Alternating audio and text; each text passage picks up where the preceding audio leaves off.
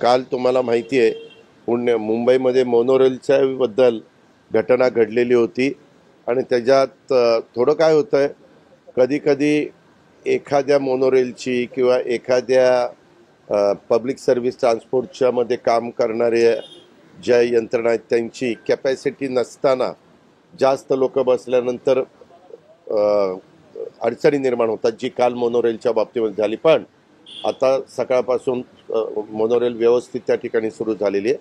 माझं नागरिकांना पण आव्हान आहे की अफवांच्यावर विश्वास ठेवू नका, घाबरून जाऊ नका आणि साधारण त्या बसची, त्या मोनोरेलची, त्या वाहनाची जेवढी कॅपॅसिटी आहे तेवढीच साधारण बसली किंवा काही काही ठिकाणी आपल्याला नावाकरण करावं लागतात, बोटी करावं लागतात. त्या बोटीमध्ये पण असणारी कॅपॅसिटी लक्षात मध्ये घेऊन तेवढेच लोक जर बसले तर त्यांना सुरक्षित ठिकाणी आणता येईल, परत दुसरी ट्रिप करता येईल, तिसरी ट्रिप करता येईल.